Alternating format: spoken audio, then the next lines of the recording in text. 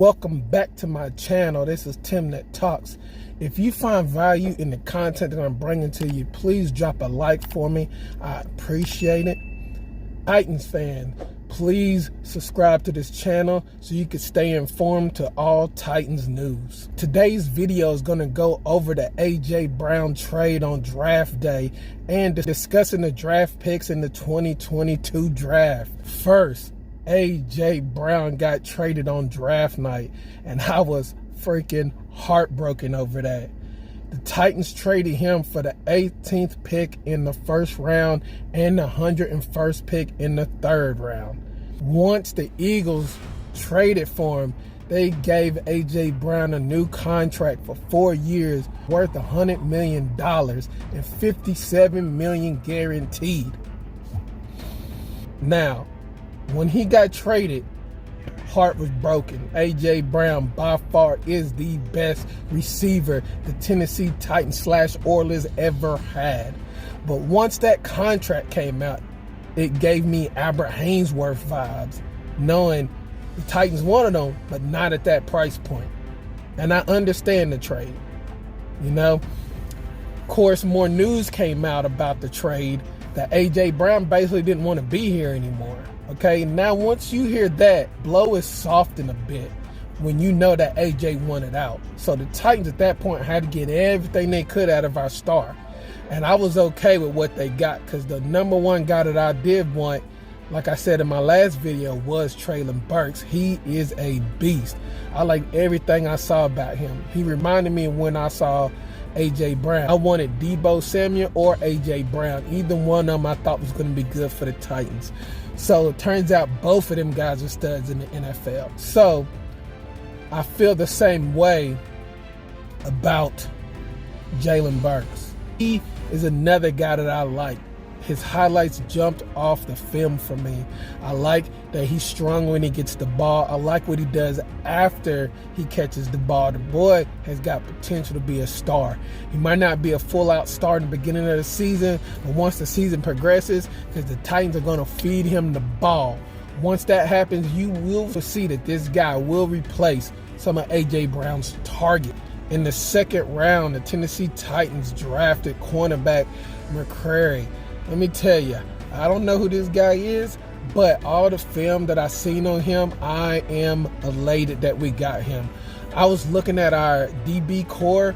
We got some studs. This is probably the deepest and the best the secondary has been ever. There's guys that are 5 and 6 DBs for the Titans that could be starters on other teams. So I'm okay with the Titans drafting this guy because this guy is a down-the-road guy. Because we don't know if the Titans are going to pay Christian Fulton because he's turning into a shutdown press corner. We don't know if the Titans are going to pay him. So this is just a backup plan. All the information I gathered on Roger McCrary is that he is another shutdown press corner that the Titans like. The Titans like to play a lot of man coverage against opponents, especially when they got stud receivers on the other side. So this guy's just another weapon that the Titans can deploy on the defense. This guy is going to hopefully he's going to shut down some of the receivers on the opposing teams. This guy went against premier receivers in the SEC, and a lot of players said that he was one of the hardest covers throughout the college season. So it's very promising that he's here. Now, he fell to the second round because of his short arms. I don't give a damn about short arms. The question is, can he be in the hip pocket of the receiver to be there to break the ball up or to make the tackle? Those are the two things that I want from my corners. And this guy can do it. In the third round, the Titans drafted an offensive tackle out of Ohio State, Nicholas Petit-Frere. I don't know if I said that name right, but he is a big offensive tackle from Ohio State. Now, he is not a good pass protector, offensive tackle, but he is a good run blocker, which is good because that's what they're going to ask him to do. Titans hasn't had a good pass protecting offensive tackle in a long time anyway. So this guy could possibly be that somewhere down the line, but all we really need is a step above Quisenberry, and this guy fits that mold. In the third round, with the 86th pick, the Titans moved up for this pick, is the possible highlight of this draft is quarterback out of Liberty, Malik Willis. Now, this could be the steal of the draft. I made a draft video prior, and I wanted a couple other quarterbacks because I never thought that Willis would have fell into our laps. This pick reminds me of when we drafted Derrick Henry in the second round with our extra picks from the Rams trade. This guy, if done properly, could be a stud and a steal for the Titans. Could be up there with the top tier young talent quarterbacks. We possibly got this guy in the third round. I like everything that I see on film. Yes, he played at Liberty, but he got recruited at D1 schools. The guy knows how to compete and he knows how to play. But he has one thing that we have not had since Steve McNair, and that is a pure running quarterback. And this guy gives us that ability. There was times last year where Ryan Tannehill did not run enough once Derrick Henry went down. And I need some young legs who can make some plays with the ball. And Malik Willis could be that guy for the Tennessee Titans. So I'm excited to see what he can do for us in the future. In the fourth round with the 131 pick, the Tennessee Titans selected a running back out of Michigan, Hassan Haskins. This guy is another downhill runner and potentially a Derrick Henry replacement years to come. Hopefully not for 3 years. I want Derrick Henry here to finish his contract out personally, but this guy could be a good guy to replace him years down the line. Okay, so I do like this pick. We need a guy that's going to thump and hit the ball. This guy is a Foreman replacement. Yes, I loved Foreman, but we could not pay $2 million for Foreman, so a guy with $100,000 for the next couple of years, that's a very good pick for the Titans. In the fourth round, at the 143rd pick, the Titans picked up a tight end out of Maryland, Chika Wozako. I know I butchered that name, but he's a big tight end. The comparisons is Jonnu Smith, but a faster Jonnu Smith, okay? Now, this is what the Titans was missing last year. Titans was so weak at tight end. Ferguson just didn't have it, okay? Now, this guy is probably going to be the second tight end. This guy gives you the versatility that you need at that position, that the Titans offense needs at the position, especially since now we're missing A.J. Brown. We need that guy that can run the seam routes, okay? This guy can do it probably day one. And he is one of the best blockers out of the tight end. So he's a good blocker, and he was the fastest tight end in the combine. So that's promising. He's big and he's fast, and he's going to get targets. I see this guy tight end to get targets along with Burks. These two are going to make up or try to make up A.J. Brown's target share.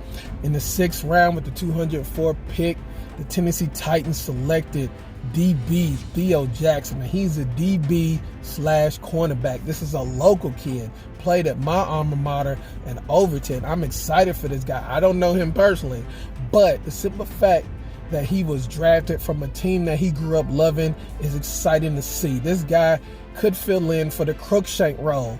Okay, he plays DB and cornerback, has good coverage skill, and he's in the box safety. This guy could be like the Swiss Army knife for the Tennessee Titans at safety / DB. The Titans love playing a lot of nickel and dime, so this guy will get on the field. So I like what the Titans are doing in the secondary. They are upgrading, but not just this year, but in the following years. Titans defense is turning into something that should be feared in the division for years to come. We might be weak at certain positions on the offense, but our defenses keep getting stronger and stronger. In the sixth round with the 219 pick, the Titans selected a linebacker, Chance Campbell, out of Ole Miss. Now, I don't know much about this guy, but this is another depth guy, okay? There's another guy that could come in and give you good quality snaps. He's definitely coming in to play special teams, but he could come in to rush the passer as well as play coverage, okay? This draft is probably one of the best drafts I've seen in the Titans. Once the first round started, I was a little hesitant on what the Titans were doing. We just traded our superstar wide receiver away to the Eagles, okay? I wasn't feeling good. But then they turned around, jumped up, and got Treylon Burns, the receiver that I wanted all along, the number one pick that I wanted all along. And Titans were able to flip that into a quarterback, which could be a quarterback for the future for the Titans. that he could sit and learn behind Ryan Tannehill. Even if Tannehill don't want to mentor him, he can still learn the plays and see how Ryan conducts himself. Okay, so I have high hopes for this draft class. All we need is 5 of these picks to work out for the Titans to be successful.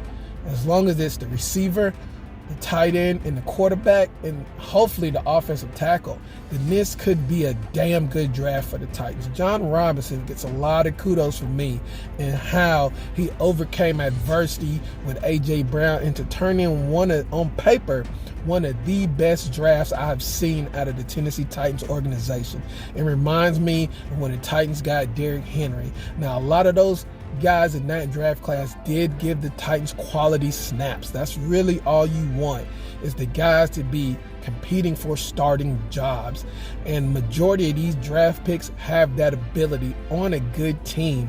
So I have high hopes for this draft class. If you're still here, that means you enjoyed my content. I appreciate you taking your time.